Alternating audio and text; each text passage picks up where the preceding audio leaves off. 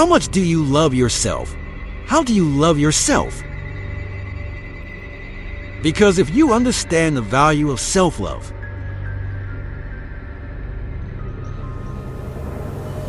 you'll never be friends with those type of people.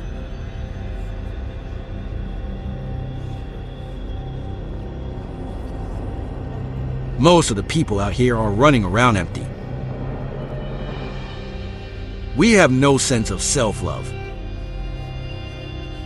No sense of self-love. When I say self-love, it has nothing to do with celebrity money, materialistic things, and all the things that your negative mind could probably go to. Has nothing to do with self-love. Has nothing to do with looks. Nothing to do with cars. And any of the superficial things that one would assume that can make you love yourself even more. It's a matter of knowing your value. It's a matter of you saying, I don't have to be around these people in these type of environmental situations in order for me to finally see the value in myself. I love me independent of you loving me. I believe in me. I know my self-worth. I am here, and I have a purpose. There is no value in having wisdom, knowledge inside spirituality, love. Every day I am a work in progress. A person who can forgive nothing is a person who's totally destroyed. Psychologically and emotionally. Forgive your parents. Forgive any relationship that you ever have that didn't work out. Forgive everyone else in your life that has ever hurt you in any way. Forgive yourself. Forgiveness is giving up the hope that the past could be any different. I think for myself, and I know many of you, you think forgiving means accepting what has happened to you. Well, it is accepting that it has happened to you. Not accepting that it was okay for it to happen. It is accepting that it has happened. And now, what do I do about it? Forgiving is giving up the hope. Not holding on hoping, wishing that it could have been any other way than it actually was. Giving up the hope that the past could be any different. And when I got that, I think it took me to the next level of being a better person. Because I don't hold grudges for anything or any situation, and neither should you. It's letting go so that the past does not hold you prisoner,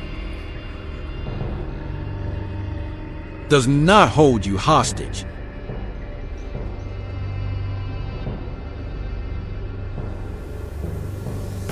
See, life is cycling. You're not what is. Whatever experience you're having right now, it has not come to stay. It has come to pass. Not to stay, just to pass. It's just going through. The biggest challenges is to know what's happening.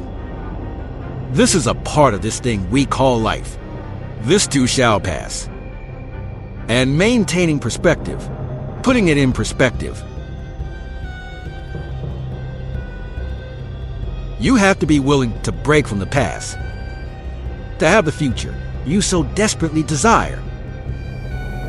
You have to have the courage to allow yourself to honor the past as it was, to forgive those who need to be forgiven, to forgive yourself and to acknowledge it. Everything you to this point, now, everything.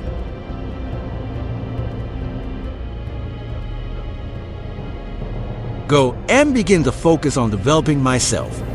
And I say to you, you're going to have people to do things to you. Things are going to happen to you. And the most important thing to do is to harness your will and let it go. And move so you can grow. So you can get on with your life.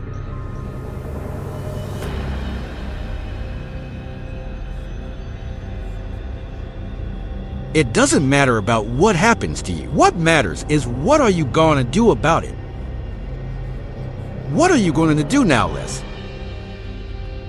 But if you want to begin to move into your own individual greatness, if you want to begin to really enjoy a happy, successful, healthy life, you've got to be willing to go against the tide. You've got to be willing to harness your will.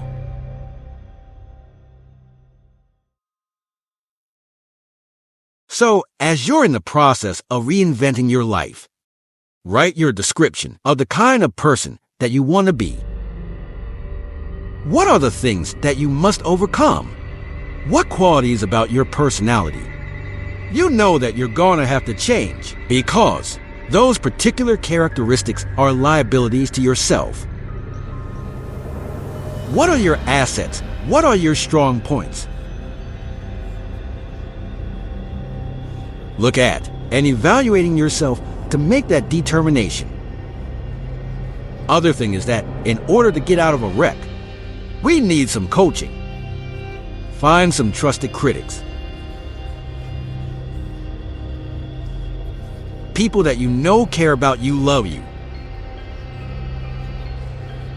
There are some things that keeps us from growing and getting out of rush. No. One, we identify with feedback. We take it personal when someone wants to give us some feedback on where we are falling short. Tell us about our blind spots. We want to have everything being positive about us. We're not perfect. It hurts. I have a friend who's a trusted critic. I don't like him, but I love him. He doesn't tell me the things I want to hear. He tells me what I need to hear so I can grow. It hurts. It hurts when he put me on the hot seat. I can't stand it. But that's the only way that I can grow. And I'm glad that he loves me enough to risk our friendship, to tell me what I need to hear. Not what I want to hear.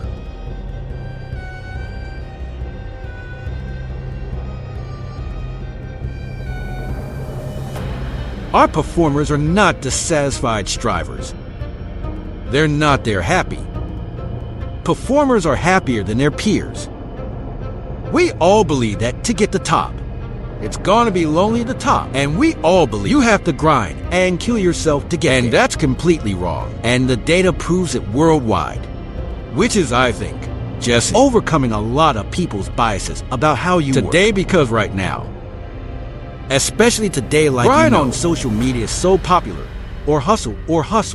And it is by none of the top 15% of high performance worldwide. Identify with those words.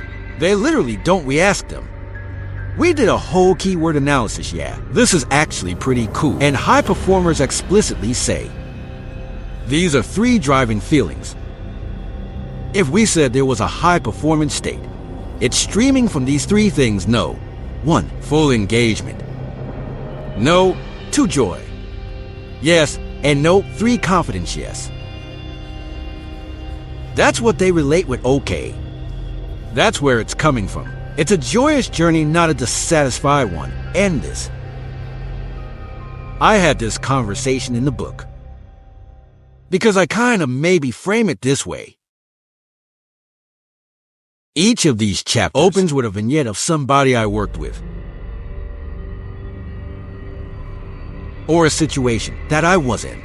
Demonstrate high performance. In this particular situation, I'm walking on stage thousands of people after a very famous musician was out there and was telling the audience that person's secret to success, remember, thousands of people, their secret to that person, their whole speech, their secret to success was never settle. Never settle, nothing is enough. Never settle and never be satisfied, never be satisfied. Always demand more. And I'm like, oh. My second slide, which is gonna be on Jumbotrons in like 80-point text, was strive satisfied. And like, oh, I'm gonna have to dispel this. For all these, thousands of people are totally freaked out, but what I had to explain to people was not only the data. What is this if you're never satisfied? I mean, what is it true that life is precious? If it's true, life is precious and you could be gone tomorrow, do you really want to think you know what? I just never felt fulfilled. I never allowed myself to have a moment of credit. I never allowed myself to have a moment of peace. I never allowed myself to look at that, say, good job. That's not the way to live life. I think just a spiritual level to bad movement. This book doesn't really go in a lot of that. It's more about the science and the hard stuff. But I think it's really important that people realize your job is to strive satisfied. And if you strive satisfied more often, you will be more of a high performer. And if you never give yourself credit, you're always beating up on yourself. You're always thinking that's not perfect enough. Then what's gonna happen? Dissatisfied people burn out and quit more often. Sad slide strivers, so take joy in the moment. Engage with what you're doing. Allow credit and satisfaction and joy to come in. You can always be improving, of course, but be improving joyfully. Yes, and if you're improving joyfully, then you're learning, you feel curious, you feel engaged, the joy is there. You get more confident because you're like, I'm gonna learn through this anyway. This and be great because you know. This thing is all over social media right now, like, grind, work, whatever. And I'm like, it's popular. And I see why that happens. And I see why it's catchy. It's just not scientifically valid.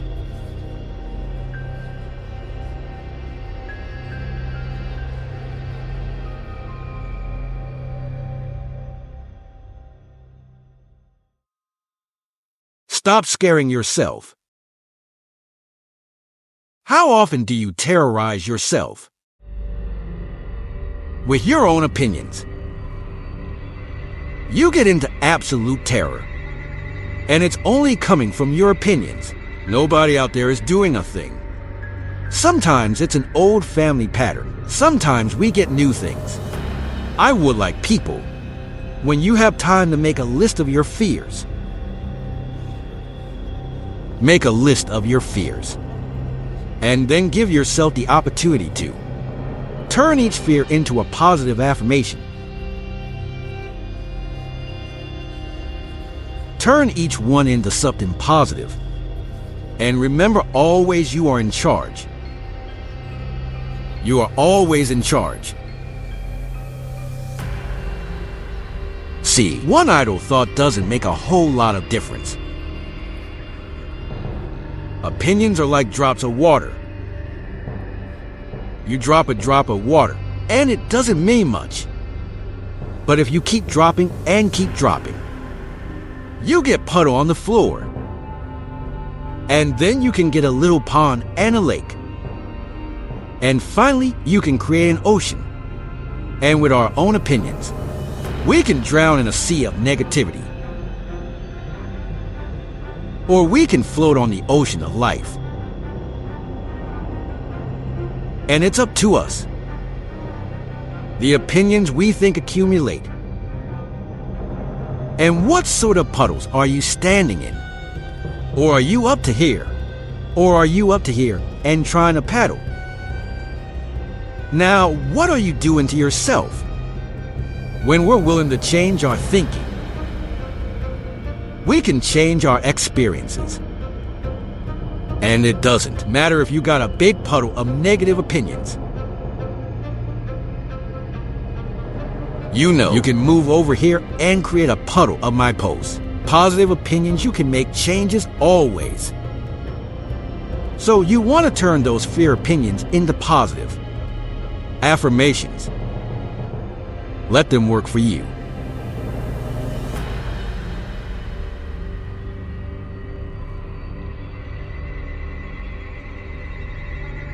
When we think we are unworthy, it means that for some reasons, we believe that we have to prove. We have a right to our space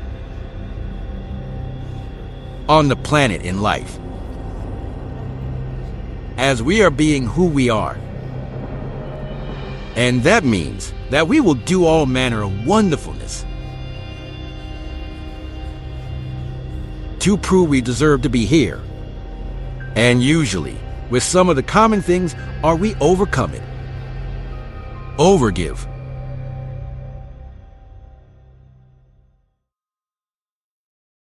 We overcompensate, and we stay in difficult, desperate,